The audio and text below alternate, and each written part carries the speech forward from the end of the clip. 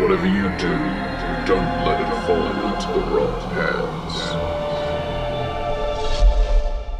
You guys arrived in this Intient village / work camp in which the designer and his partner, who's just referred to as her, seemingly hold and raise a series of younger Intians to design items of unknown arcane properties.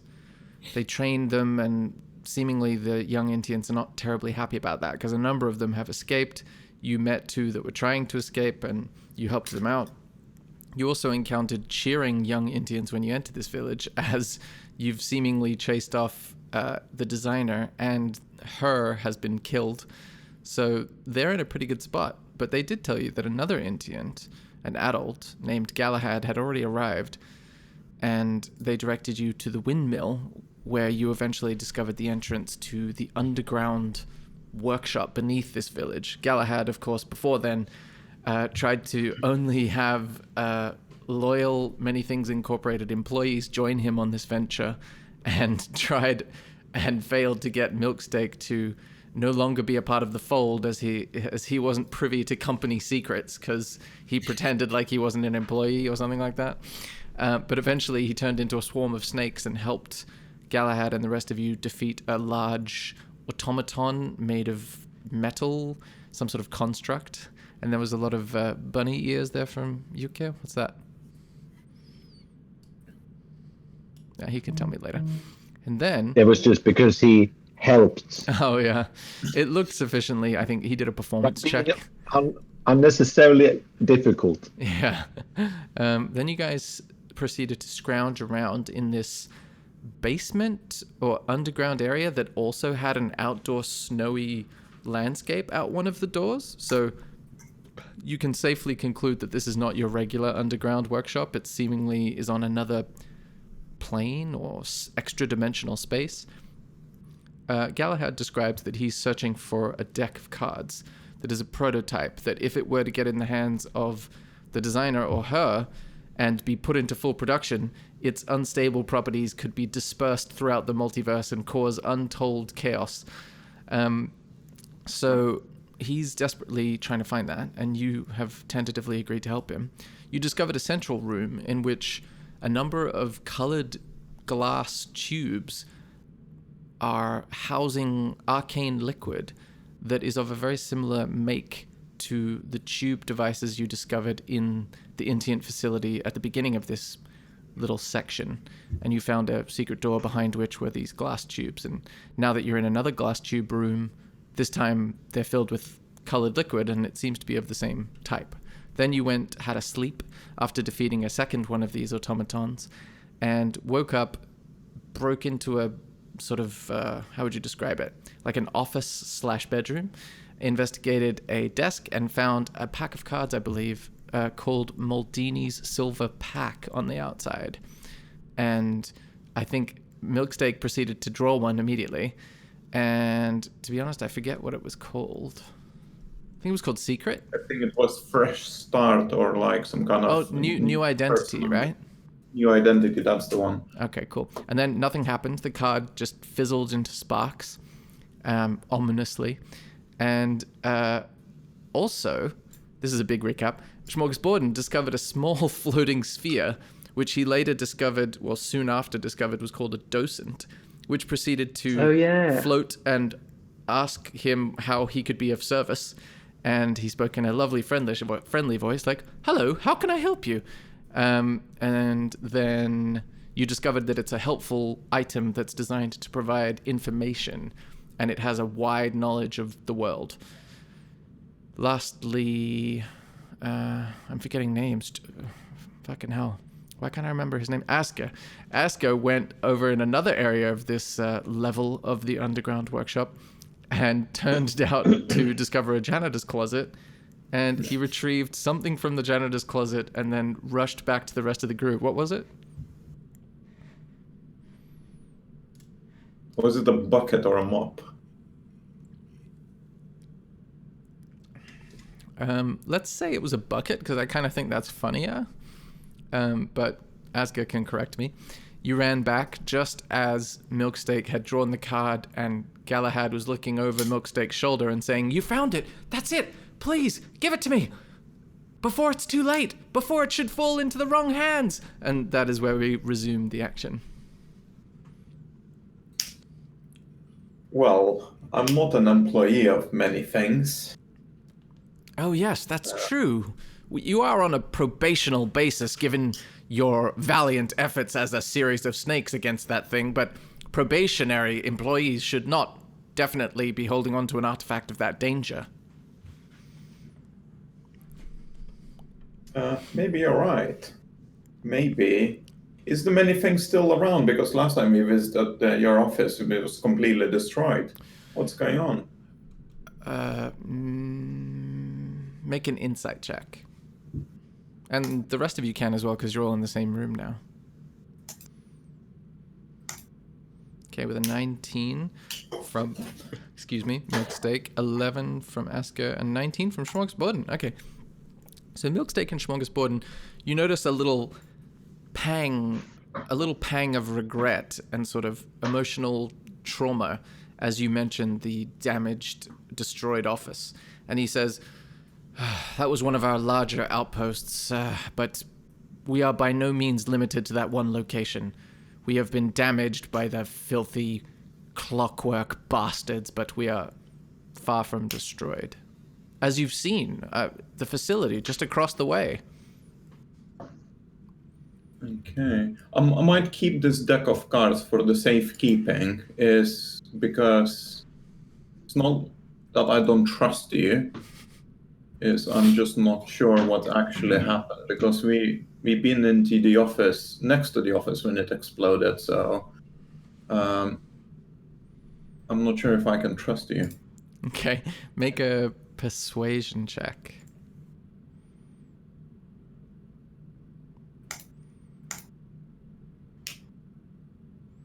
Oh, wow. With an 8, he says, "What, you trust me? I'm an employee, a proper person who designed that deck. You're just some random snake man. Give it to me now." Maybe I'm a snake man, but I'm holding this deck. Okay, he attacks you. Everybody roll initiative.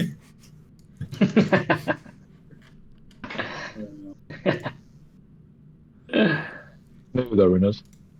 What? I'm not sure we can trust him. But that's taken care of. The first to react is Actually, am I? Go on. I guess I'm in this room as well, though, right? I'm not. Yeah, you were in the room because you ran back. Yeah. I'll say you can go first because you're alphabetically first because we took up a lot of time with that. So you react first as you watch Galahad lunge towards Milksteak. Well, and he says, Galahad, "Give me the prototype." Okay. So I am gonna cast polymorph to make him into a little ducky. Ooh. So he has to make a check of what kind? Let's see, I'll just paste that in here. So that we can all Wisdom see it. saving throw against your DC. What's your DC? My DC is 16. Ooh, he makes an 18. So as damn he it. starts to sprout feathers and shrink a little, you see him like push his way out of this invisible bubble, and he says, "How dare you duck me like that? I'm gonna duck the shit out of you. I am Galahad, lead engineer of Many Things Incorporated, and I will crush you." Is that the end of Asker's turn? Yeah, it Okay, is. next I up. will return to eating. Okay, next up is Milksteak's turn. Is it... One second, is it me? Oh yeah, it is me. Yeah. I'm gonna cast a... Ho-ho, a blight. Yeah. So he has to make a Constitution saving throw against 14. Is that your DC? Yeah. Cool. Con save. Ooh, with a 15, you watch your spell, this black beam of energy, just bounce off of his robust, muscular monk chest and go flying off into a corner of the room. When it hits the wall in that corner of the room, the wall instantly ages like 100 years and begins to crumble off the wall, and there's dust and crap all over the ground. But still takes damage. What takes damage? Oh, he He does? takes half of damage, on successful save. Nice. What's the damage? Oh, so 21. Wow. So even as the rebound ricochet point on his chest has ricocheted, the fact that it touched him makes all these black lines of rot spread across his chest, and he looks very upset about that. And he says, It's not over yet. You've got to go, sorry. Yeah, so as I'm a circle of the moon, mm-hmm. a moon sailor, I'm gonna change myself to a giant constrictor snake. Dope. Okay, do you have an icon for that? Oh, I think I probably do, actually. Let me do that. I think you should Giant have icon. Do you have the stats for it, at least? Yeah, I got it open. Okay, it's a large creature, I think, right? Yeah, it's a giant creature. Giant or large? No, it's huge. Oh my gosh. That's going to be 3 by 3. Okay, it's not that big, but it's close. Yeah. So basically 3 by 3 is like that size. So if that's going to replace your icon, then that's going to be ridiculous, but let's just say that. Snakes on a plane, motherfucker. Get it? Snakes on another plane of existence? Yeah. Yes, nice. Nice. You transform into an enormous snake, and that sound of like weighty coils of snake skin go like all over the ground. Is that the end of your turn? Yes. Cool.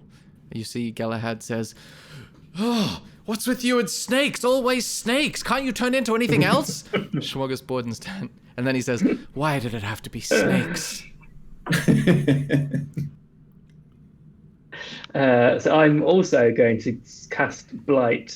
Oh, it's a blight. Pretty party. nasty spell. Yeah. Oh man. Okay. You look comfortable, Joe. So Hey, there nice it work. is. You look very comfortable. He has to make another Constitution thing saving ever. throw. Ooh, with an 11, he fails. So Oh, this, nice. This necrotic beam catches him off guard as he's surprised by the arrival of the enormous constrictor snake, and the black sort of tendrils of rot on his chest grow much quicker, and he takes 30 necrotic damage. He looks pretty messed up at this point. Yes. Okay. Yeah, bitch. It's at the end of Smorgasborden's turn. You see your docent floating beside you, says, "Oh, good shot, sir."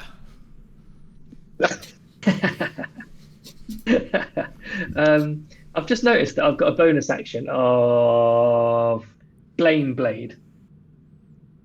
Is So that does a that bonus mean at the action end to of my turn I cast can it produce? or to use it? Yeah, I think so. To cast it, so then I can use it in my next turn. Is that right? Is it a cantrip or a spell?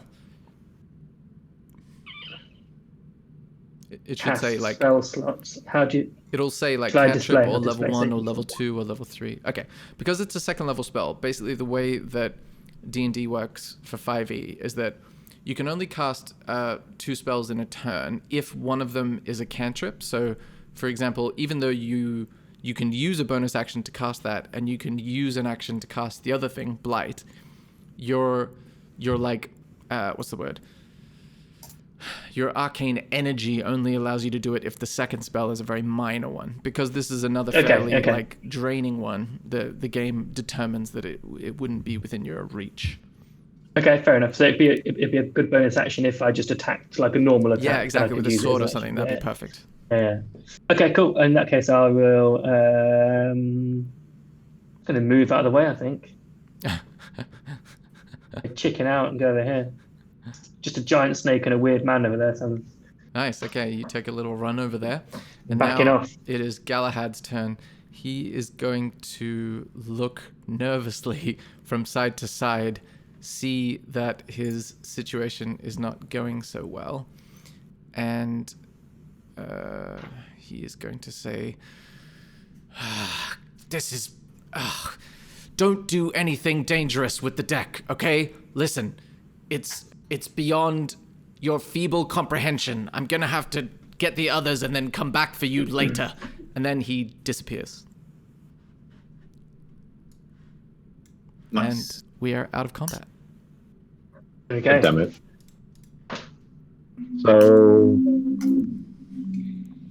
that's bad, right? Not necessarily.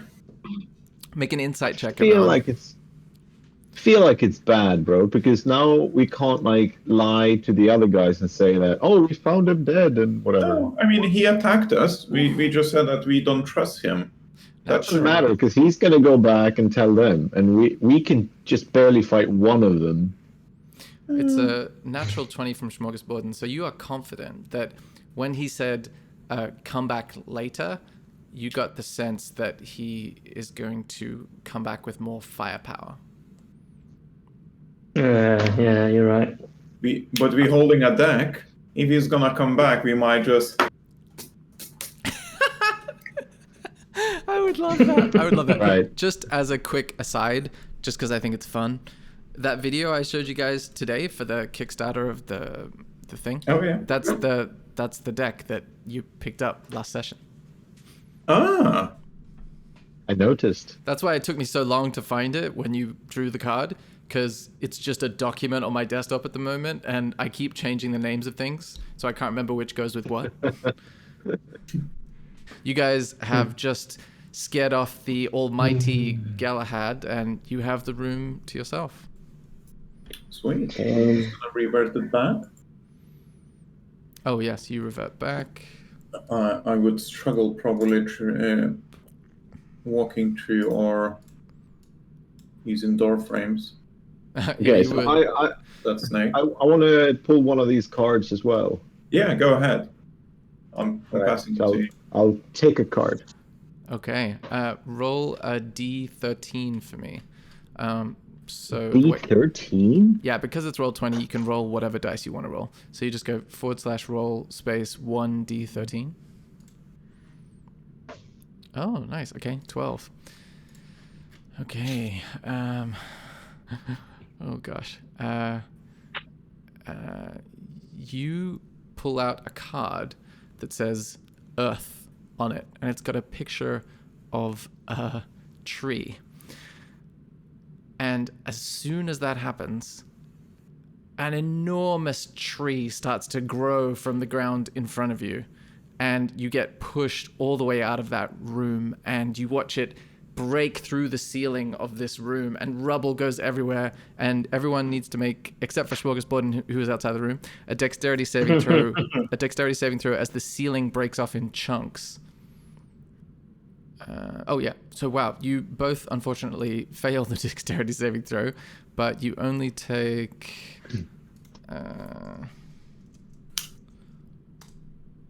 2 bludgeoning damage as this tree trunk buffets you in the side of the face. So, sorry?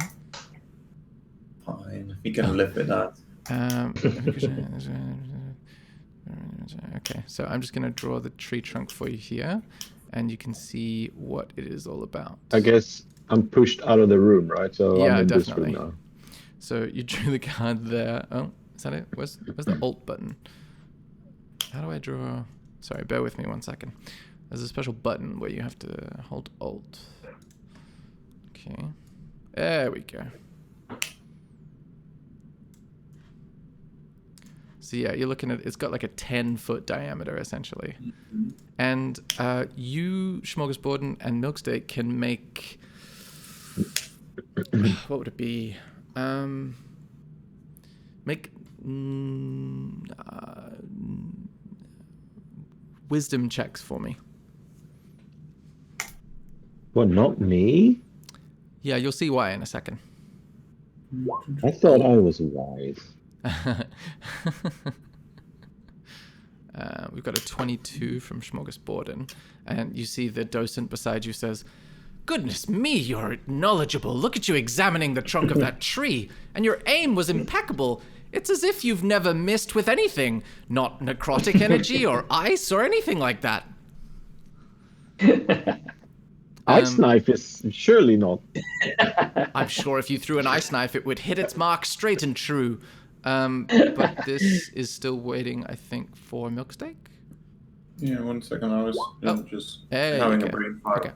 So with an 11 from Milksteak and a 22 from Smorgasborden.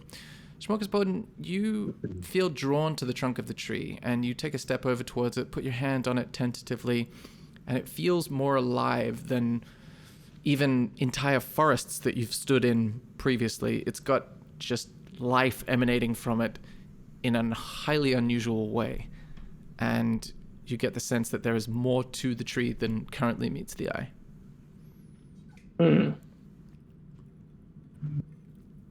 You can also see, if you look up, the cracks in the ceiling. You can see like the snowy sky and remnants of the village broken apart, and a couple of young Indians looking down through the hole, and they're saying, "Hey, how's it going down there? Are you okay? What's this tree about?"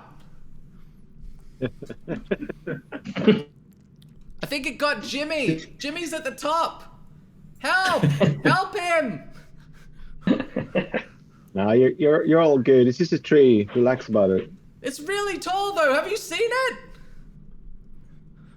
It's just a tree, bro. Just chill. I don't know. And you see them like rushing around the trunk, trying to climb it shittily. Okay. Right. Okay, so Sean, your turn. we like detect its magic or something. Can we kind of check if it's check what magic it emanates or something? Check. Can I investigate the tree? Okay. Yeah. Can I investigate with my nature skills to assess what is happening right now, or is magical? Yeah, with a 19 nature check, you are confident, and this is within the realm of a druid and consulting with Smorgasborden, and that's why Asker, it's kind of their thing, because it's like something druids would know about. So you consult with each other and you say, "Hey, Smorgasborden, I think this is an awoken tree. Like this feels conscious to me." And that's what you feel. Okay. Should we ask it a question, see if it talks? Yeah. Do you want to ask a question? Do you have a specific one?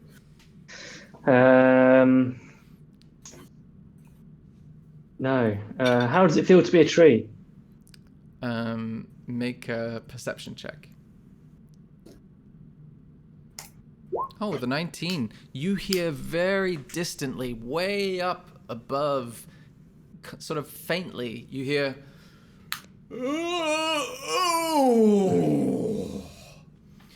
Kind of sounds like a very deep-voiced creature yawning and stretching.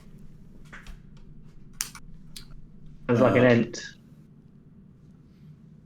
Yeah, let's. Do we want to climb up it and climb up to the outside? I think we should. I think we should go and have a chat with the tree. Yeah, we'll yeah, let's do that. Let's try and climb up to the top there. Okay. Maybe we'll find some golden eggs. Is that a reference to Jack and the Beanstalk? Yes. Nice. Make it easier. I've got a rope. And if rope would make it easier, so we don't have to, so it's not so dangerous to climb. To be honest, you would need climbing gear. Does anyone have a climbing gear kit? No. Because basically a rope would help if you were already at the top, but a rope doesn't help you so much if you're at the bottom. I mean, you could tie all three of you together so that if one falls, then there's a chance the others could hold you. Go on, Asker. I'll cast fly on myself and take the rope up there. Dope. Nice. Very dope. Very good. Okay. Cool. You fly up to the top Now of the we're tree. thinking. Now we're getting it. It takes you like a good while. Sorry, what? Were you going to say something? No. Okay. You fly up. It takes you a little while. It's about 200 feet tall. And when you get to the top, you can see distinctly, as if it was just formed that way through knots in the bark of the trunk of the tree. There's a big wooden face, and it seems to be moving like this, as if it's got like dry mouth or something after sleeping for a long time. On the way up, just to give, I'll put the rope. I'll just take the rope with me up so that when I get to the ground, like to outside where the tree burst up, I'll just sort of tie it around like wherever and then fly up so that those guys can climb up to outside of the Okay, bunker cool. thing. So you guys can make that an makes- athletics check with advantage because of the rope. And as you fly up, Asker, you see the young Intiants sort of see you and say, "Oh, he can fly! Oh my gosh, did you know he can fly? Can we fly? No, it's just him. Oh, okay." So let me check those athletics checks. That's a 17 from Milksteak. So you climb up no problem onto the sort of ground floor because you were on lower ground before. Smorgasborden. Oh, you've already done it. So that's a 22 from Smorgasborden. Yeah, you climb up easily, overtaking Milksteak about halfway up. Like in Gladiators. So let me just grab your icons. This is an interesting turn of events. I didn't expect that we'd be moving to this map. Some fries, motherfucker. Is that a pun on surprise, motherfucker? Yeah, it's like a Vine thing or something, or like someone walks up and says, "Surprise, motherfucker," and then they go like, "Some fries," or "Supplies, motherfucker," or "Sunrise, motherfucker," and then you just like do it. Everything that sort of sounds like it, and there's like a Vine for each thing. Okay. I think I might have seen something like that on Reddit. Okay. I got this, Sam. By the way, that's what I'm drinking. Oh, nice. Oh. And listen. Oh yeah, Did that come that's a through? good Oh, pop I love right that there. sound. It's a very cool sound. Okay, so I will translate you guys to this map. And you can see the trunk of the tree seemingly has found a place to emerge from, and it is stretching across like a huge distance. Like its branches cast a large amount of this area in shade. Roughly, probably that amount is in shade. Can you see that bigger circle? Yeah. Yes. Cool. Well, So- parts of it anyway. Asker is way up above you guys, about 150 feet, and you're just standing there with the Intians having to field their questions. Can you get Jimmy? Can you get him? He's up there. Can you see him? And Asker, at that moment, you do see a tiny Intian like grabbing one of the medium-high branches, desperately clinging on. All right, I'll They can fly. yeah, I'll just tell him he can fly. He should just leap and trust, and then Make a persuasion check. no. Okay, yeah. Because the only reason I'm doing this now is because after we leveled last time and we leveled to 8, I now have +8 in persuasion. So Dope. Oh, Boom. with a 23, he says, "Do you really think so? I mean, she said that we would gain more abilities as we grow, but I don't know." And he takes like one arm off and like tries to flap it to see if it gets him any purchase in the air. And when it doesn't, he says, "I don't know. It doesn't feel like I can." all right, I'll go and I'll go and actually get him and fly him down. You hear screams and cheers. Whoa, we got him! Look at it's Jimmy! Oh my gosh, Jimmy, are you okay? And they all huddle around him and seem very pleased. "Oh, thank you, mister. Thank you so much." Yeah. So good news and bad news, right? Good news is that she is dead, and you have a new tree. Yay! Bad news though is that there's probably more adults coming. So Oh. just yeah. You should probably not live here anymore, probably. And the tree is a bit of a giveaway. They know where to go. Just saying. And then after, on that note, I just like, and then I fly back up to the face of the tree because I want to. Okay, you go up to the face of the tree. Does Milksteak and Smorgasborden do anything at this point? You see them. I think he's still climbing up, no? Who is? Or Are you going to climb all the 150 feet? I'm just thinking It because still goes way up, doesn't it? if you roll and fall, you're not going to take a bit of damage. If you fall 150 feet, you're mush. That's quite high. Yeah, maybe you can do our talking for us. I would love to have like Smorgasborden and Milksteak just yelling suggestions really loudly to Asker as he's having the conversation. Based on how loudly. Oh man, this would have been perfect for writing Yeah, skywriting, but I mean, Sorry, this would have that's been not perfect the for skywriting. simplest solution to the problem, is it? All right. Well, I'm up there. I'm gonna ask. I'm gonna say, hello. My name is Asker. What's your name? Hello, my name is Golthorn. Hey, Golthorn. How Hello. are you doing? You good? I feel good now. I've been in darkness for quite a while. I don't know how long. Where are we? Um, we're here, and that's great. Oh, so So you I don't know saved either, I you. see. I mean, who really ever knows? You know what I mean? True, So bro. I, Very true. You guys hear, by the way, you hear this like really clearly because he's got such a deep booming voice. It resonates through the whole trunk. So it only just sounds slightly quieter. It's like, yeah, bro, totally. uh, so who are you? What are you about? Where I are you am the from, bro? go-between, the bridge that links the world of man with the world of nature. All right. Dude. How does that work? Like, how do you bridge it? Do you bridge it because you're big? Because I feel like it's a metaphor, but you are really tall. So are you this literally bridging it, or what do you mean? How I came to be is a mystery to me. It happened so long ago, but I have access to the environment. I can feel things. Who is here? What buildings are here? How the natural environment has been shaped in this area.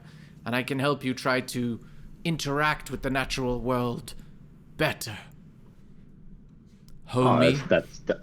that's great news, because we're kind of stuck here, and the bad guys who imprisoned you, which by the way we saved you from, Oh, they're gonna dope. come back. Yeah, they're coming back. They're just down the road now, like getting all their shit together and gonna come and fight us and stuff. I So am upset like, about that. And you see a bunch of acorns fall down from the branches, like rapidly. And all the Indians are like, ah, it's raining! it'd be like bullets by the Yeah. time. Um, cool. So, do you mind like giving us a bit of a heads up if someone is coming over? Like, what can you see? Like, what can you feel? Like, how? Okay. The way this works is there's a spell in D&D Beyond. If you look it up, it's called Commune with Nature. Yeah. You I briefly think I used to become have that. one with nature. You gain knowledge of the surrounding territory. In the outdoors, you have knowledge of the land within 3 miles, but with this creature that you've summoned, you have knowledge of the environment in 6 miles. And in caves and other natural underground settings, the radius is not limited to 300 feet. The spell also does function when nature has been replaced by construction. So it's basically a much more less restricted version of the Commune with Nature spell. So you can learn 3 facts of the following subjects. So terrains and bodies of water, plants, minerals, powerful celestials or creatures, influence from other planes of existence, buildings, and also the things that it says it can't do, you can find out about as well. But you've got 3 facts, like 3 questions. You may have questions 3. I know it's weird to say it that way, but I'm old. Okay, cool, sweet. Just give me a sec, and I'm just gonna pop down real quick to my fellow You're gonna commune with non-flying your dude. friends, I see. Yeah, they let me do more than 3 questions though. They're like, Oh, those are good guys. You should hold on to those. but can you hear us from down there, by the way, or do I need to come up here every time we want to talk? I mean, if you yell, it's pretty faint. At the moment, those little things sound like...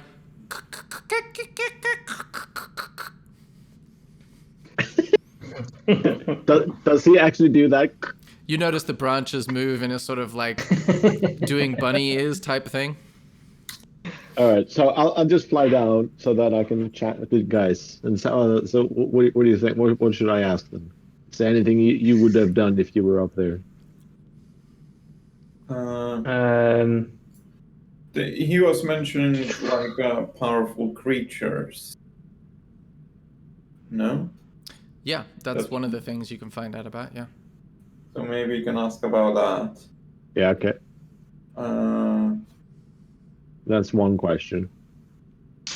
What, as in, like, how many of those bad guys are going to come back, if you can sense anything like that? Yeah, I guess. It would be good to know. Okay, so I'll shoot back up and I'll ask him about the, if there are any, what powerful creatures might be in the area.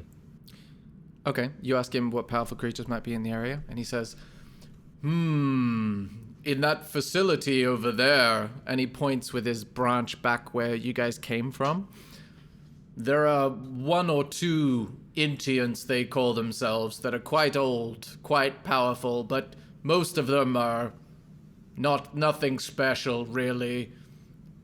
There is a lot of arcane energy down below me where my roots are.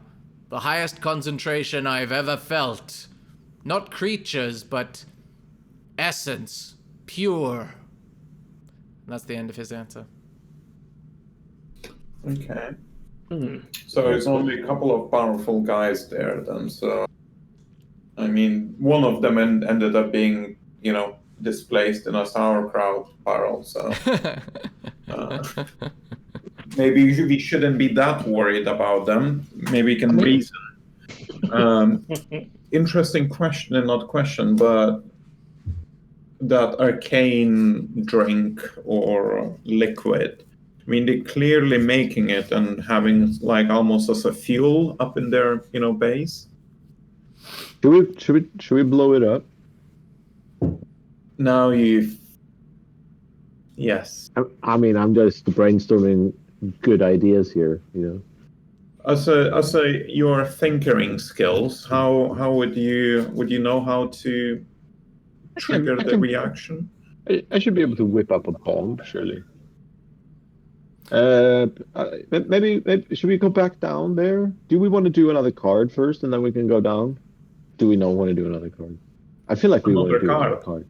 Yeah. I feel like mine didn't done anything actually, just disappeared. Yeah, it was a lame card. Yeah. I'm sure we'll regret saying that later, but for now... Sean, do you want to draw a card? You haven't drawn a card yet. Yeah. I'll draw a card. Don't be a don'ter.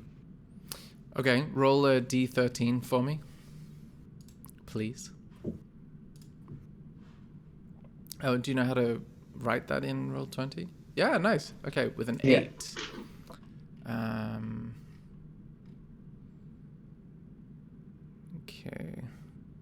Okay.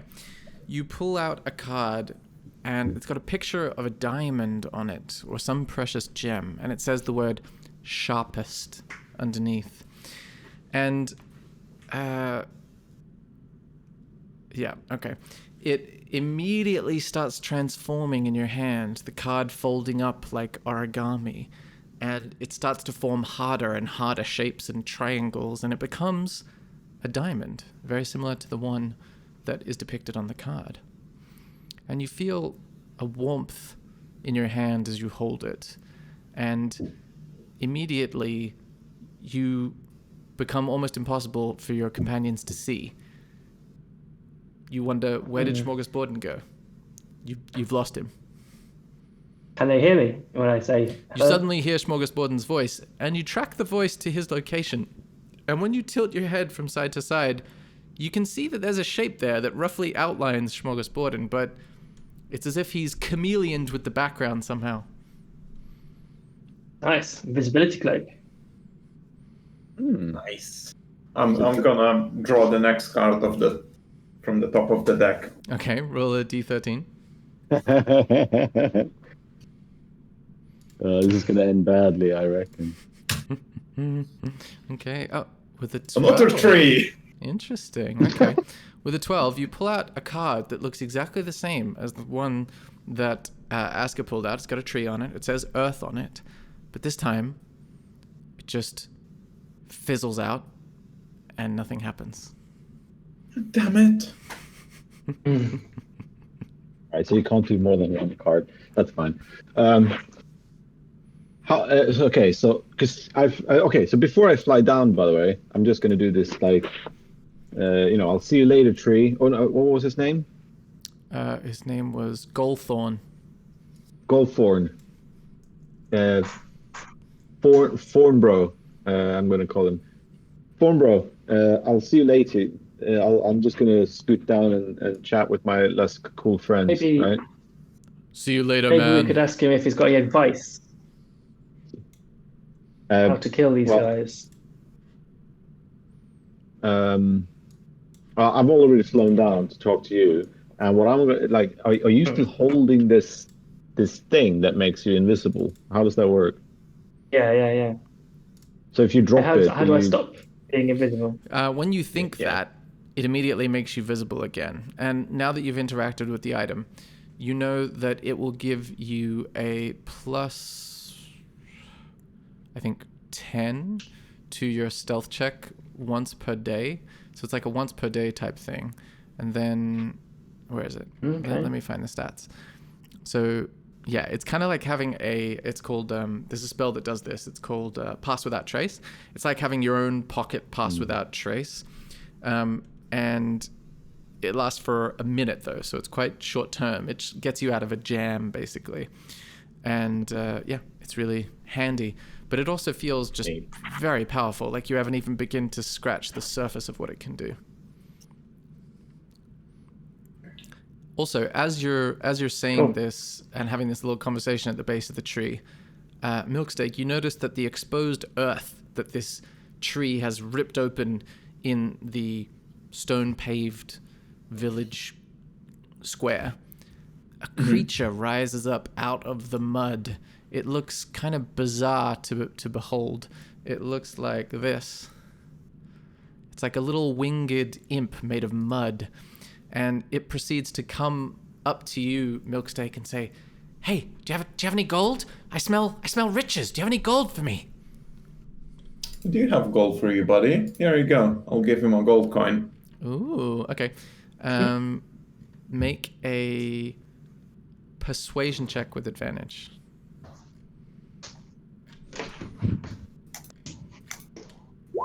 Ooh, what did Nice. you roll?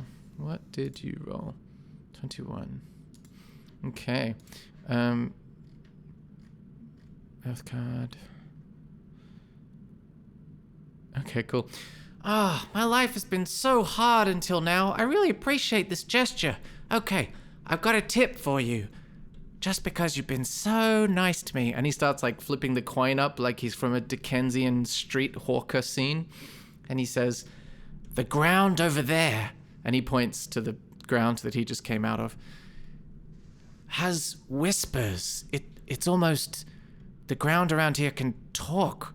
Not like me, obviously I can talk. I'm a mud mafeet, but this ground can talk. And it says that there's some serious, like, stuff. It's not very good. It's mud. It can't talk very well. Down below that caused it to be able to talk, and it's just chattering about that nonstop. Anyway, you might find that interesting." And then the mud mafeet just like flies away. So by that he means it's coming from the place that we came. Yeah, he points like down below where you guys climbed up through. Okay. Do we return back down there? Because I feel like now it's the second time this is being mentioned. Right. Let's tell the kids to keep an eye out for other people, and we're gonna go down and let us know if someone else comes to the village. You're gonna tell the kids or tell the tree? The kids. To let you know the next time someone comes into the village? Okay, sure, mister, you saved Jimmy. And Jimmy's like, "Yeah, thank you." We'll yell down this hole as loud as we can, or we can come down as well. I mean, we know the way. Oh. Yeah, let's go down. Shall we? Anything else? Is there anything else we want to do with the tree? It sounds like quite a powerful, important tree. I wonder if there's anything else we can get out of it. I guess it's a permanent spell, right? Maybe like a permanent better spell that we can sort of ask to. I mean, check. we can always come back. At least we know that those. I don't think he's going anywhere. Yeah.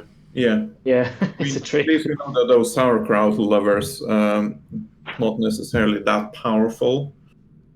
Uh, so Yeah, I think we should make like the tree. Nice.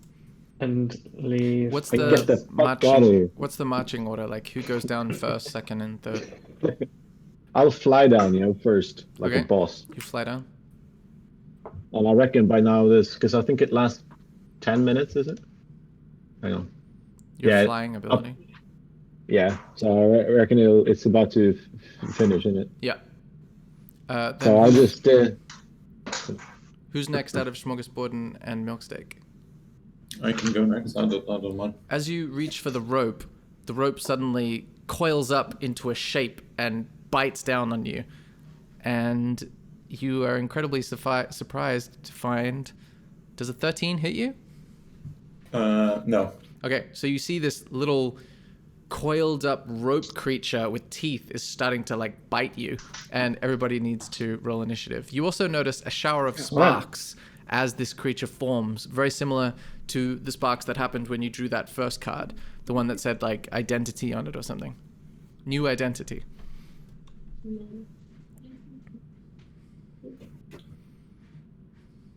Okay. Is this the arcane shit below that's doing weird stuff? You can make an Arcana check. With an 18, you think that this is not necessarily to do with the area below, based on the sparks that appeared, these sort of arcane sparks. This is likely to do with the card that Milksteak drew earlier on, in which nothing happened ostensibly at the beginning. Okay, so that means the first to react is the Mimic.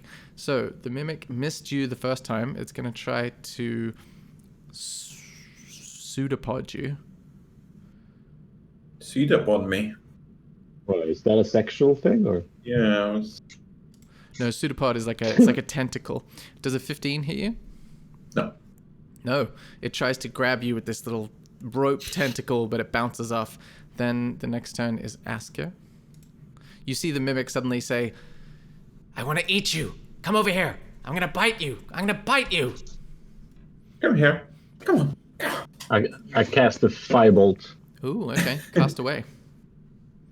Oh, 12. 12 hits, causing 8 fire damage, and you see the rope starts to fray and smolder. Is that the end of your turn? It is, yeah. Nice. Next up is Milksteak's turn. You see this little Okay, I'm not rope gonna creature. use anything strong against the rope. Yeah, this is when we conserve our efforts. Mm-hmm. Just gonna.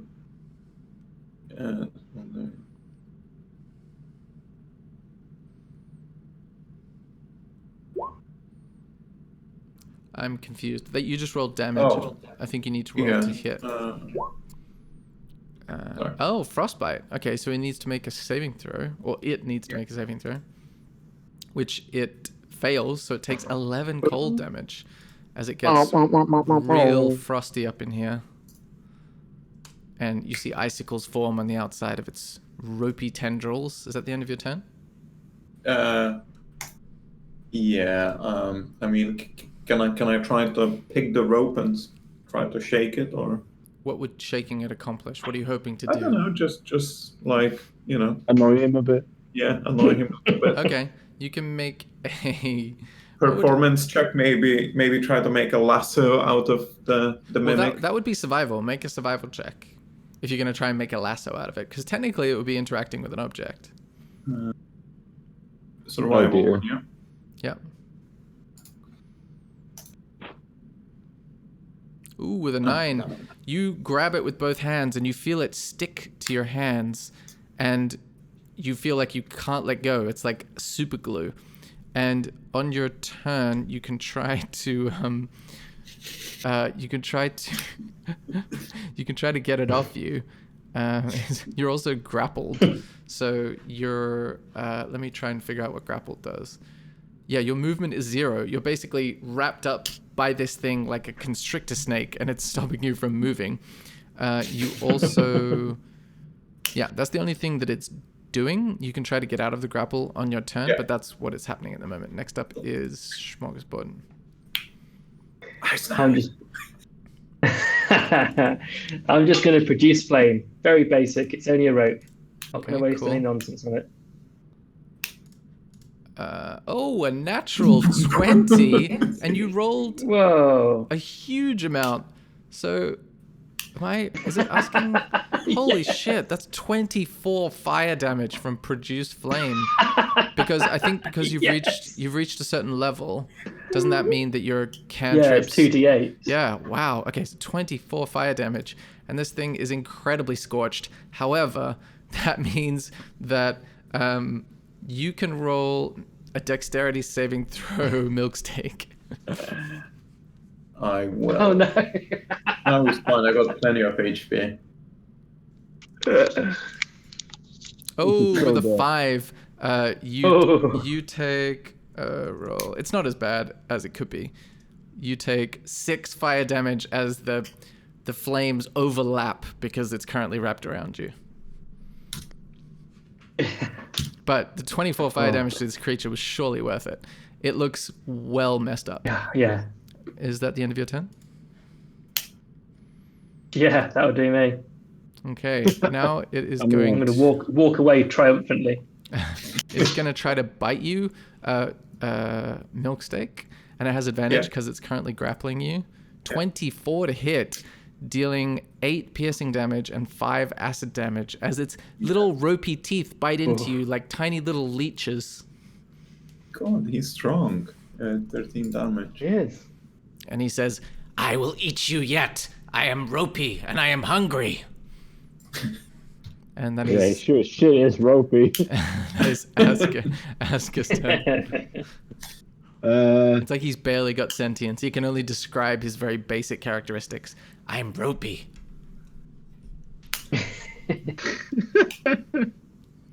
I will cast another firebolt. Ooh, with a natural 1, you're so put off by the weird description that the rope gave of itself that your firebolt goes wide, cracking one of the windows of the village Intiants, like where they live. One of their little hut windows goes like, and they say, "Jimmy's house! Jimmy's having a really tough day today." Yeah, he is. Is that the end of Asker's turn? What else would you like to do? I'll shout, "Yield!" Because maybe it will. Okay, make a persuasion check. Ooh, with a 20, it says, "Oh, you do look more delicious. Maybe after I've eaten this one." And it's interpreted what you've said as like, eat me instead. Next up is Milksteak's turn. What can I do? Can I try to... Oh, you can try and escape the grapple. It's got a pretty basic DC of 13. Mm-hmm. So if you roll an athletics or acrobatics check 13 or better, then you will escape.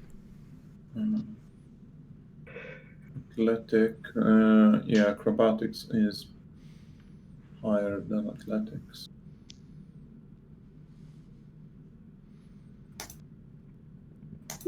Oh yeah, with a 17, you manage to backflip out of its coils as it's momentarily distracted by looking hungrily at Asker. It loosens its grip on you, so you are no longer grappled. Can I do anything?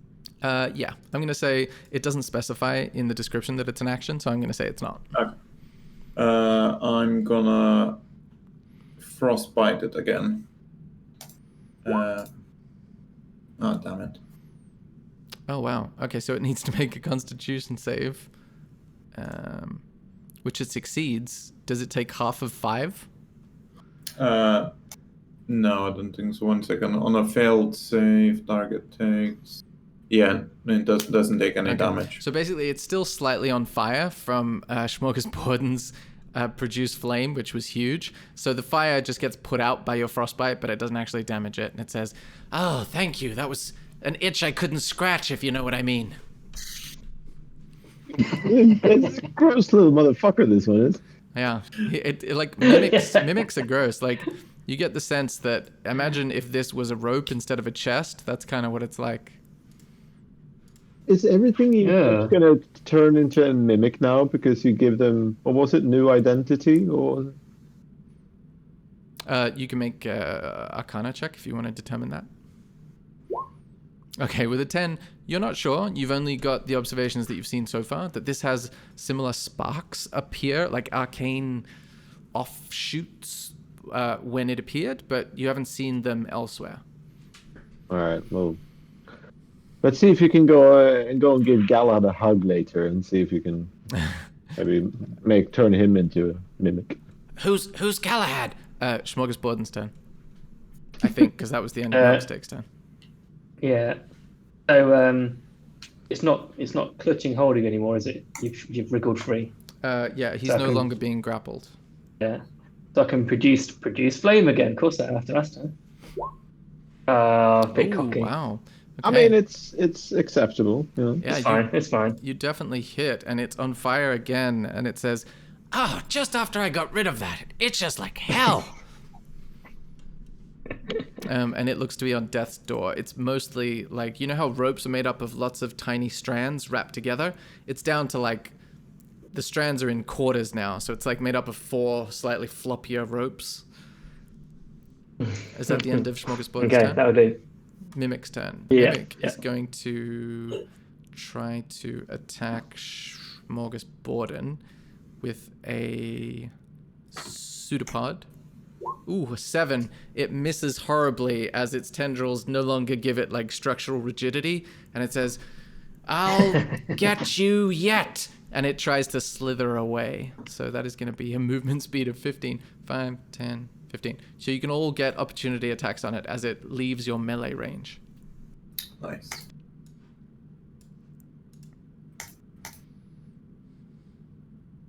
So that's like a melee attack. The 10 misses with a dagger from Asker as you stab wildly at it, but realize a longer weapon probably would have helped you more. The carrot blade finds its mark for 4 damage, but it's still feebly crawling away. Smorgasbord's turn. So I've got a scimitar. Yeah, that kind in of my thing. equipment. Yeah, that kind of thing. Yeah. And if that's my best thing, but let's try anyway. Ooh, with a 7, you miss it horribly, and it says, "I'm escaping!" And it's only like 15 feet away. That is Asker's turn. Ooh, Another one of these fucking fireballs. It bursts into flames. How do you want it to die? I want one end to start to burn like the Mission Impossible opening intro Dun, thing. dun, It's like, dun, and then it goes like until he's like all burned up. Yeah, it's like a reverse Lady and the Tramp spaghetti scene, but with Yeah. burning. Reverse lady. Nice. Well done, everyone. That was a truly challenging and hilarious encounter. That was far more challenging than expected. You see wasn't it? the Intient children are like, "Yay, well done! This is amazing! Jimmy, are you seeing this? There's some kind of Good job, superheroes." I'll point at Jimmy and go, "Thanks, bud. Couldn't have done without you." And then I'll jump down the hole. Come He on. knows my name. And you jump down the hole successfully because your fly has probably run out by this point. You can climb down the rope. It's not that far. Okay, let's go down. Cool. I will move you guys to the other map. So therefore, player token. And you can see where you are now, right? Correct. Nice. Mm-hmm. You see exactly the same space you saw before. The stale air of a basement and the coldness of the metal interior hits your nostrils. So this down here is probably what they're sensing, right? You This can is- Yeah, investigate. Yeah, let's head over there and have a look. Yeah. Okay. You see, as I We- described... Sorry, go on. No, I was just gonna say we've been here already, right? But we didn't Yeah. I haven't investigated properly. I think you Is were this, like is this a door? you were in combat at the time. Yeah, in the southern side, there's multiple double doors leading to you're not sure.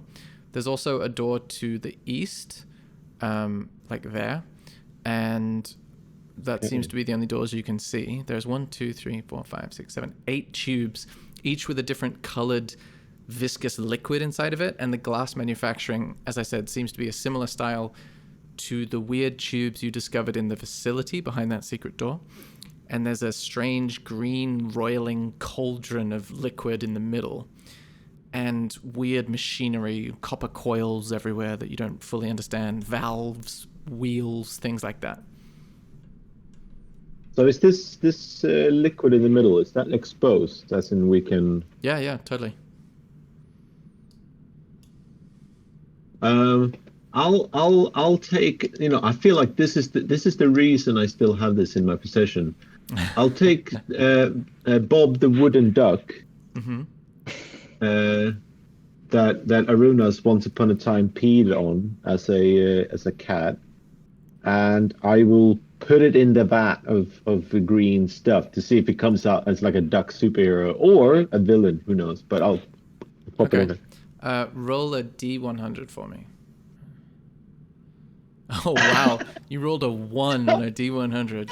That does not happen very often. Okay. You see the duck. The duck like sparks every color in the rainbow, and it shifts, getting smaller, bigger, pointier, more rounded, and then it turns into a dagger. And then it just floats there before disappearing below the surface. Huh. That's weird. Okay, so no more wooden duck. Poor Bob. I mean, he served a very interesting purpose, but poor Bob. A very specific purpose, I'd say. I have a tiny skeleton. Ooh, I'll drop that one in as well. Okay, roll a D100 for me. Remember one of those? Do I still have that? That's then? from the the world that you went to, where it was like a tiny version of a dungeon with little people in it, right? Yeah. And then they died. You still have it. You still have it. Cool. I'll put that in. Okay, roll a D100 for me. Ooh, okay, 7. High roller right here. This time, you see it go through a very similar transition, like bigger, smaller, rounder, black, white, green, and then it turns into a short bow, and then sinks beneath the surface. Okay, so I feel like I'm just throwing all my shit in this thing for no reason. You're getting interesting results. For sure. Yeah. And they seem to be very... I've got like... They seem to be very well made, the dagger and the short bow, like more than the average one you would see in a general store, surprisingly, before they disappear beneath the green liquid surface. Smorgasbord? Yeah, I think we could get some really good stuff. I don't know if this is still things from a previous... I don't know if we still have this. I've got a bone saxophone. Oh, nice. Is that gone now? Yeah, you still have that. Okay. I've got that. I'm going to put that in. Okay. Roll a D100 for me.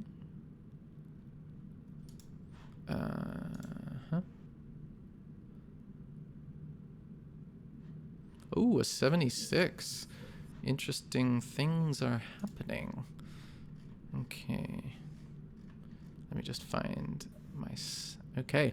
You see the bone saxophone hits the surface, goes through a much more violent transformation where it stretches into goo in a whole bunch of even wider directions, and it goes through pinks and purples and greens before becoming a neatly coiled black rope and disappears below the surface. Do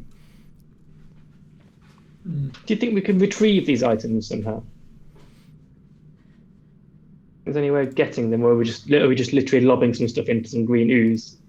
Can I do like an Arcana check to see if I can figure out if there's a safe way of retrieving them? Yeah, make an Arcana check with advantage, because, I mean, you've done a lot of interacting with this environment. You're pretty familiar. Ooh, natural 20. Okay. Oh. With a natural 20, you get the sense that the arcane energy coming off of this area is very strong, very pure, very raw, But your tinkering knowledge also augments this information and tells you that this is kind of like fuel. This is just raw energy. You need something to control it with if you are going to try to get stuff out of this. And your instincts tell you to follow the machinery around here and see if you can find where it leads to. I have a good idea, guys. I think we should follow the machinery and see where it leads us. Guys, I have even better idea.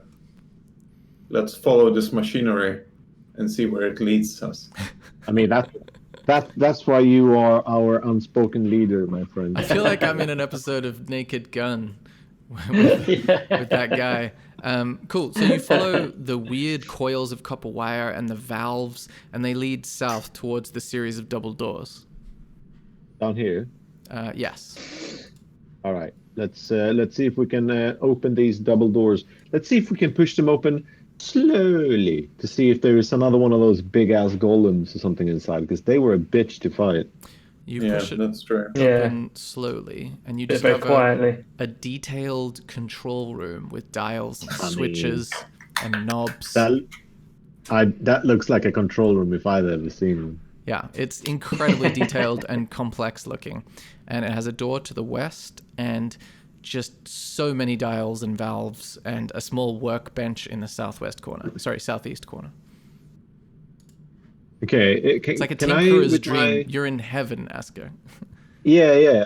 Can I go in and see if I can figure out how any of this shit works? Yeah, make a tinkering check with advantage. So you remember, what's your tinkering thing again? It's like your proficiency or something that we add? Dexterity plus proficiency, if you can work that out. Dexterity plus proficiency, that's +4. So do I roll 1d20 plus 4 then? So is your dexterity +2 and your proficiency is also +2? My proficiency is +3 and my dexterity +1. Oh, okay, so yeah, it's +4 in total. So roll d20 +4 with advantage, so you get to do it twice.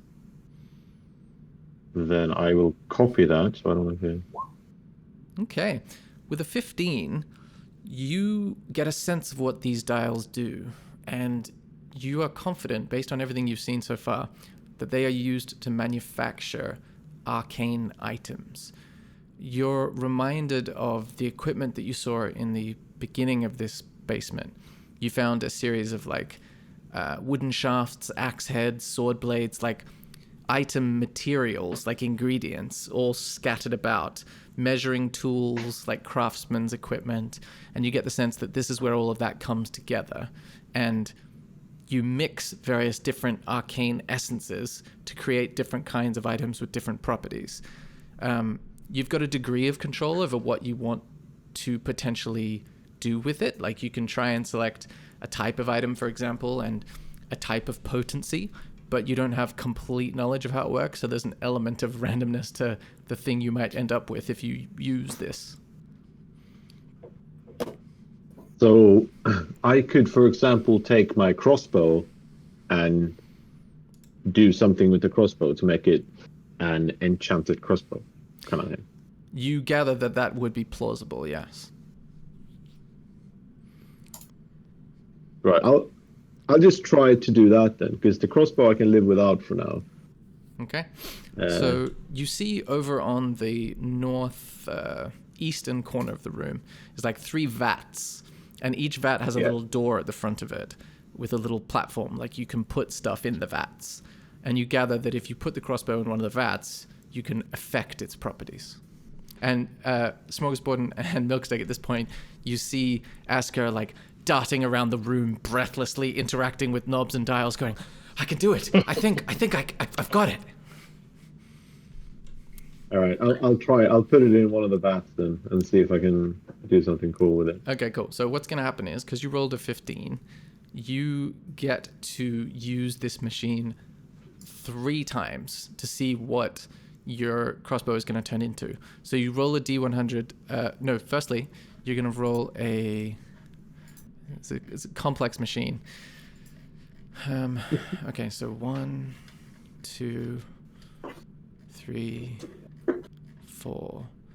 Yeah, firstly, you're going to roll a D4. Okay. 2. Okay. Now you can roll a D100 3 times. Okay. 68 and 80. And it's 76. Oh, I didn't see that. Oh, 76, 68, and 80. Okay. So what happens is...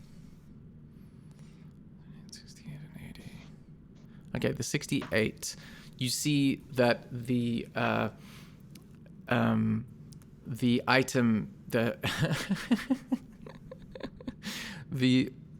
what's it called? Crossbow starts to glow with a yellow aura, and you interpret the readout on the screen as protection, and you've got to decide whether you want to stick with that or like roll again with your other rolls and see if you can improve or change the properties to something more desirable. I feel like having a crossbow of protection is not a good idea, right? Because I don't want to be protecting whoever I'm shooting arrows at. Yeah. All right, I'll try. I'll do again then. Okay, so what's the next number after 68? 80. 80. Okay. You press the dial into the next position, and you see it transforms into a red aura glowing off of it, and you interpret the dials and the screen readout as being missile attraction. Missile attraction. That not necessarily sounds bad. You could use it as like a Ghostbusters thing where you throw it on the floor and then it sucks in all the missiles Yeah, if they're heading your way. I'm intrigued by this. It's quite niche. Yeah, I'll stick with this because it might get. I mean, if I only have one more shot, then it might be something really bad again. Yeah, I'll try this. I don't really know what it means. I'll stick with this. You take it out, and it glows faintly red, even as it fades a little bit as you hold it in your hands. And I will see if I can find that item for you. What did I say? Do you guys have anything you want me? Can I keep doing it with other items as well? Yeah, you've got a level of understanding where you can play around with this. I wouldn't mind if you would just try to like enchant my main armor, because I don't use weapons much. My main things probably is just like equipment that I'm wearing all the time. Yeah.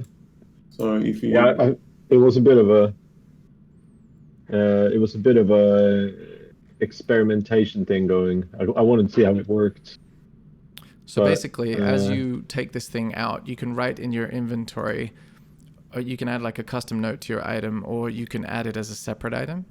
And it basically means that while you're holding this crossbow, you have resistance to damage from all ranged weapon attacks. Oh, that's sweet. That's very good. So cool. any ranged attack that hits you is halved, basically. I don't really. How do I? Okay. So should I add a custom item for this? I don't really know how to do this, so I remember it. I don't want to just do a note. Can I do it? Like, does this exist as a thing? No? No, I'm kind of mixing and matching things at the moment. So the way to do it is, if you click on your item, your crossbow or whatever, you should be able to make like a note to it. Like for example, Milksteak turned everything into a carrot version. You should theoretically be able to make like note-based alterations to it. I see. Hang on. How did I done it? I think. I don't know, bro. Customize, maybe. Name.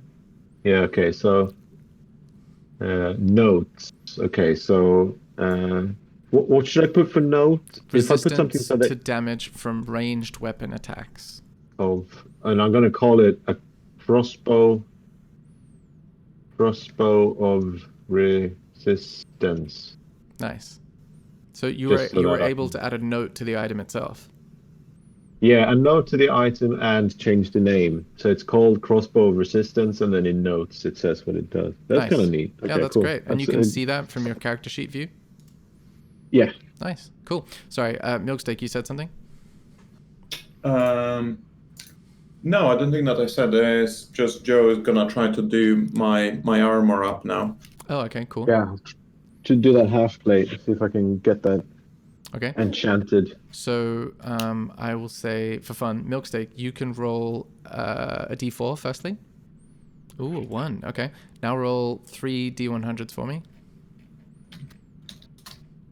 Okay.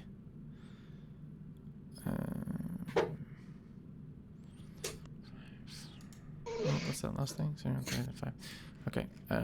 Firstly, you see the armor takes on a brown quality, like the earth, and you notice every now and then, like, strange creatures pop their head out of the sides of the armor periodically and then disappear, like whack-a-mole, but your armor is the whack-a-mole. Do you stay or hit? Like, hit or stand? Stand. You want to stand? Yeah. Okay, cool. You take the armor out, and what this basically does is... This is hilarious.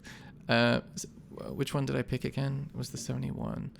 I'm really fucking with the mechanics of D&D at this point. So basically, this acts like a tan bag of tricks. And whenever you want to activate it, it takes like an action, I think, to use it. And so basically, it's a real item that you can find in D&D Beyond, and I mean, you might as well just have that item, even though you don't actually have it. You have all the properties of it. You like access it through the armor. So it's called the Bag of Tricks, and you have the tan variant. And basically, you activate it, and you pull something out of your armor as if you had something concealed there the whole time. And then like a jackal or a baboon or something might just emerge and start wreaking havoc everywhere. I like that. So, one second. So, bag of tricks. There is one normal bag of tricks, gray bag of Tan. tricks. You want the tan one. Tan. Okay. Lovely. Cool. Does anyone else want to do anything as you're gazing upon the arcane equipment in front of you? I'm going to ask you to do the same thing to my adamantine splint. And so I shall. Okay, roll a d4 for me, Smorgasborden. Thank you very much. Oh, a 3. Okay, so with a 3. Okay, now roll 3 d100s for me. D100s are my favorite dice by far. Okay. Yes. Agreed. Okay. Okay. Wow. This is unexpected. All right. You see your adamantine plate armor, was it? A splint, I think. A splint, yeah. It basically... Yeah. It stands up of its own volition inside the platform of this little tube and starts, like, gesturing with its little metal shoulder pieces and giving, like, speech. Once more unto the breach, dear friends. Once more, we shall succeed. And you didn't realize it could talk or have such leadership skills, but that is what happens. Do you stick or hit? I mean, I'm going to try again because I've already got that other thing that talks to me. That's too many voices in my head. Nice. Okay, well, so let me just take a different number. I'm not telling you which number I'm taking because it's more fun that way. Okay. So many numbers. Where are we? Okay. It's a really purple page here on your screen, bro. Oh yeah, I've got a light on in the background. I'll deal with that later. Okay, so Oh no, the it next looks thing, great. the next thing that happens, Smorgasborden, is that it just sort of nothing happens. It just looks exactly the same. Do you stick or continue? Oh, It probably I mean, it's probably done something amazing, and it's like it looks like it's done nothing, but it's probably like doubled its armor class or something. Who knows? Something really. I like this. I don't know what to do. This feels so much like blackjack. Yeah, it does. I'm gonna go with that one. I like the mystery.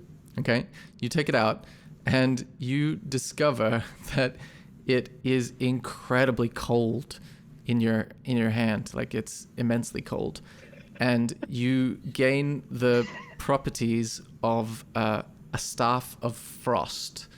So if you look that up, that's a D&D 5e item, and it enables you to cast a bunch of like ice spells and stuff.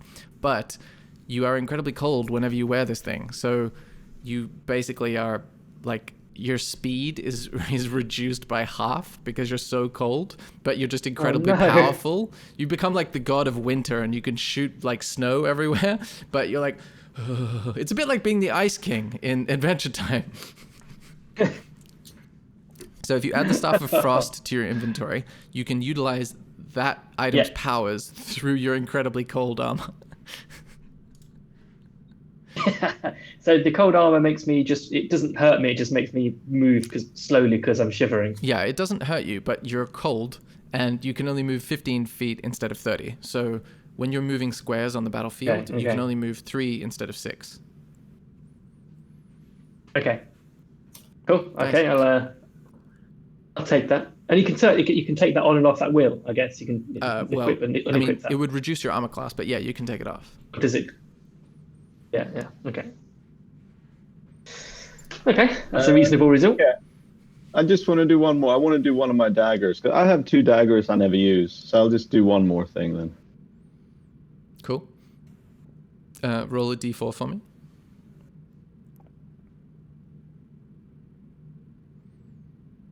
Ooh, 4. Now roll 3 d100s. A bit like in Zelda, when you're throwing stuff in the ponds, and then get an upgraded version back.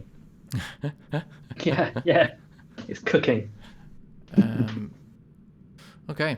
Basically, your dagger starts to shift and move and shake from side to side and becomes semi-translucent, and then it almost disappears, and then it comes back, and then it starts to disappear again, and it seems to be like shifting in and out of existence. Do you stick or hit? I mean, that's kind of cool. But I'm gonna hit. Okay. This is such a weird gambling game. I could play this all night. Oh my goodness. Okay. Now I have to read this fucking description. Fun.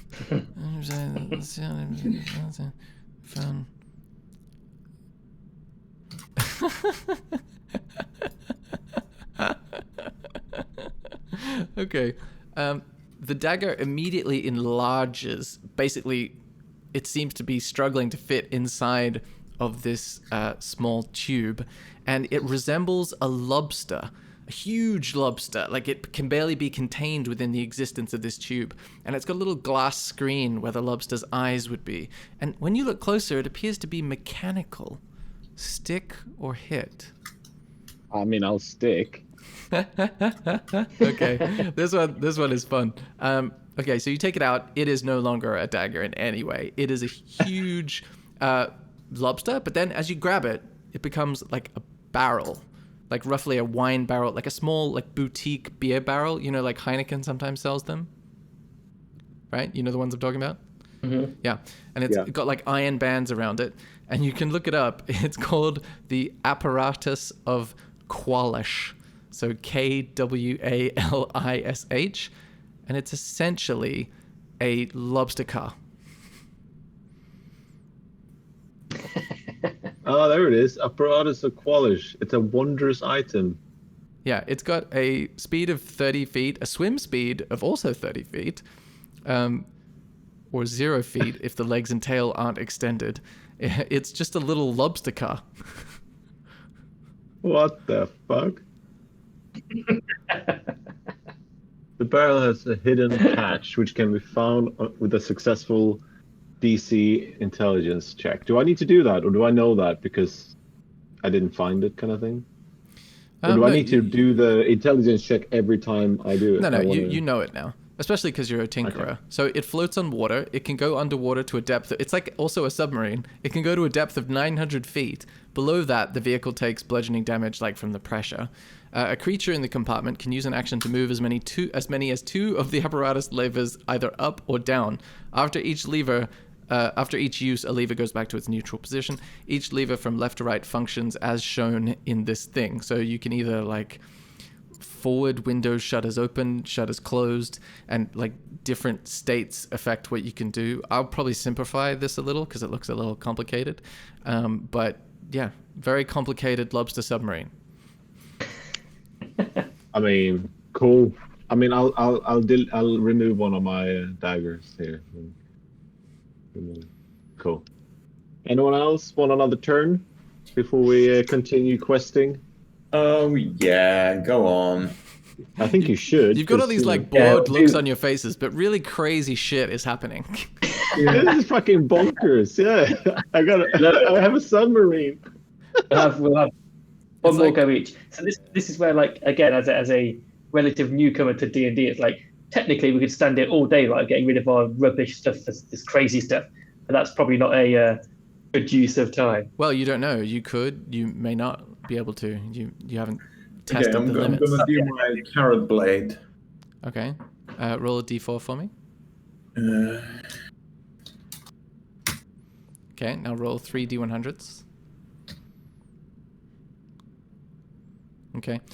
You see the carrot blade morphs and starts to take on like a shirt-like appearance of these chain-linked like armor plates, and it seems to glow with a brown sturdy quality, and it's become this chain shirt basically.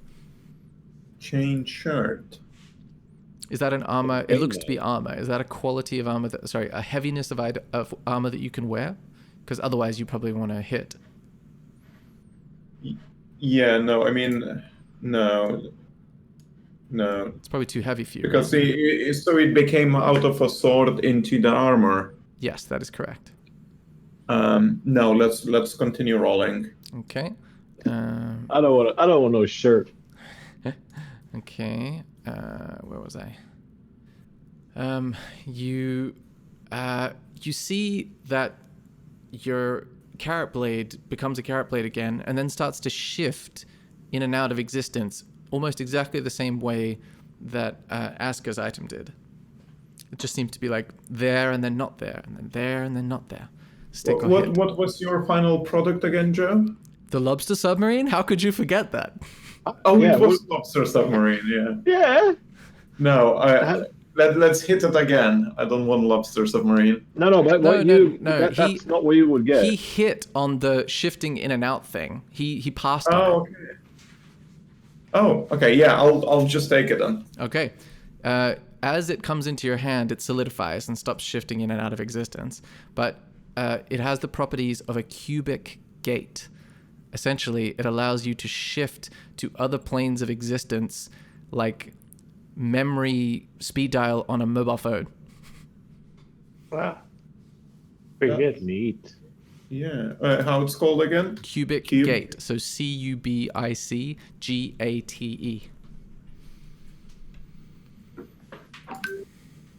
I just texted y'all a picture of my submarine in case you were curious. Of the exact submarine. Yeah. Nice. Awesome. So that happens. Oh yeah. You can all make perception checks.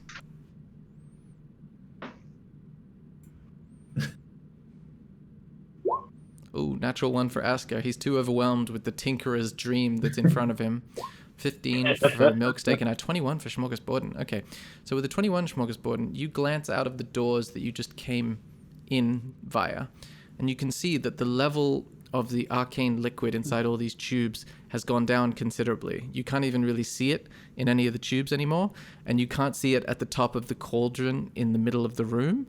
It looks like it's been consumed somehow. You also hear in the distance, coming from the west, you hear a sound that sounds like something tearing, like a little bit like a thunderstorm, like lightning sometimes sounds like tearing, and it's coming distantly from the west.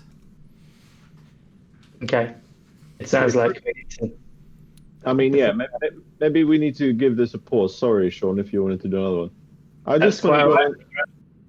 I want to go and check and see if the stuff we threw in is still in the bottom of this big vat, then if this is kind of Okay. empty. Yeah. You go look, and it's not empty. It's just gone down considerably. You can't see the liquid Right. colors in any of the tubes anymore, but you can see green stuff still in the middle. It's just gone way down. Okay, cool. Green liquid Okay. in the middle cauldron. Should we proceed west and see what's there then? How you feeling? Yeah, there's a rumbling, so we can either head towards the rumbling or away from the rumbling down south. Because I feel like What do we you want to reckon? see how this is created. Because I'm guessing it's that sound is to whatever is doing to replenish all this goo. Yeah, okay, let's go. I was thinking it yeah? might be a giant monster. It might be. It probably is, to be fair. Should we just open it slowly, the door, and see what's there? Yeah, so guys, before we do that, so that cube that I got it Mm-hmm. is actually could be a valid escape tool. So if you're gonna get ambushed, the only thing that you need to do is just stay close to me and grab my hands in case something happens, and then we can just disappear. Into a different Really, plane we of can join you existence. into another plane. Yes. So has Good to everyone know. added all the items I told you? Like, has Smorgasbord added the Staff of Frost, and has everyone added all that stuff to their inventory in D&D Beyond? I have, yeah. Okay. My Staff of Frost is badass. Sweet. Oh, make sure the ones that you need to attune to are attuned. Like some items, I think, like What does that Staff mean? of Frost will say like attunement required, and in your equipment tab, you'll see like 3 attunement slots that you can put it into.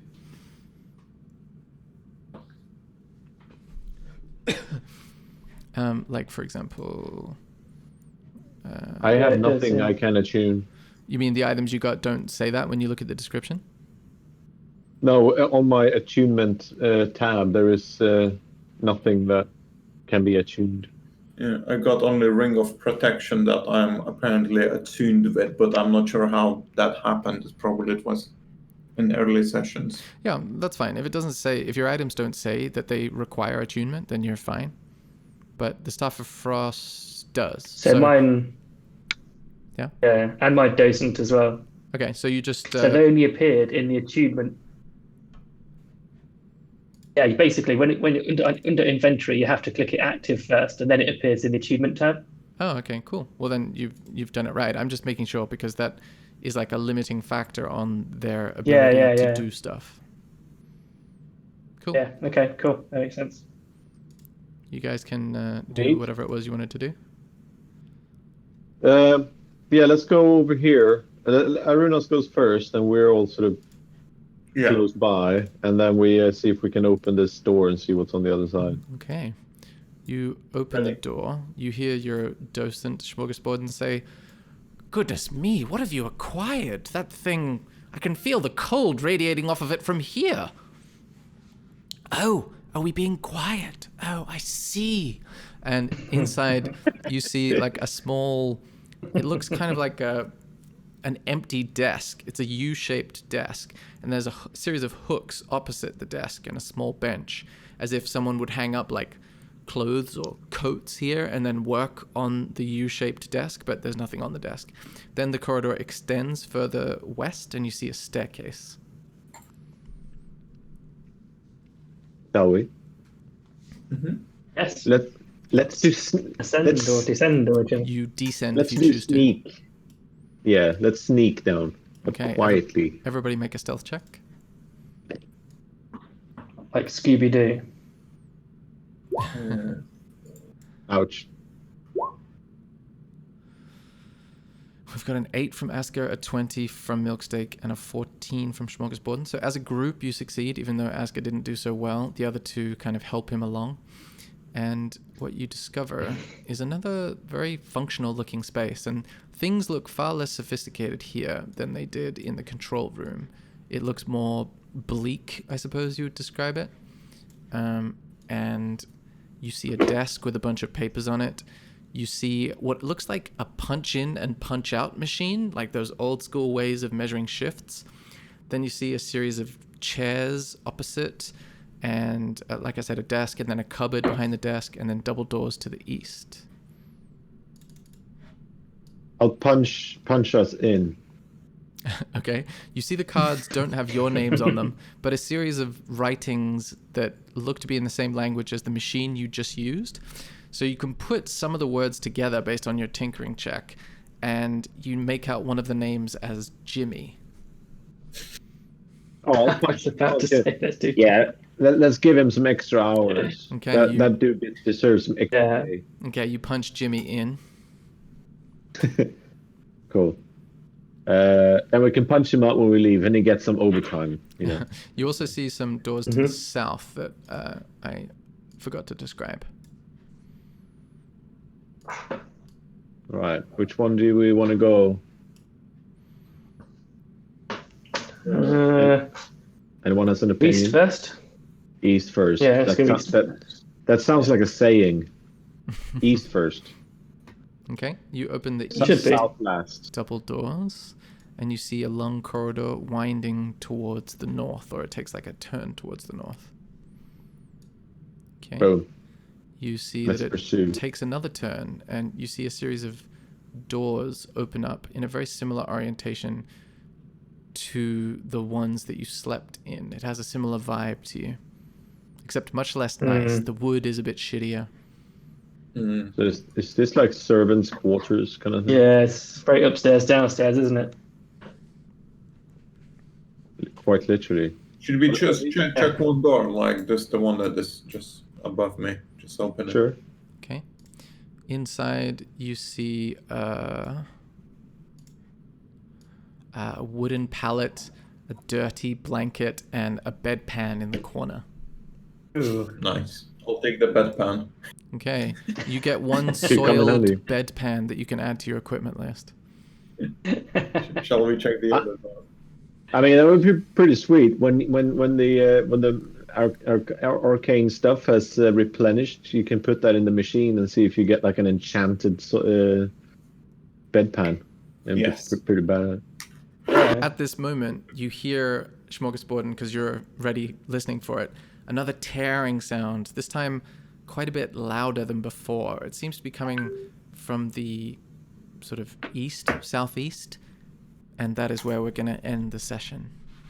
Thank you so much for listening to the podcast. If you have any suggestions or any ideas that we should incorporate, things you want to hear more of, things you would like to hear less of, just let us know at thewronghandspodcast@gmail.com. So THEWRONGHANDSPODCAST@gmail.com.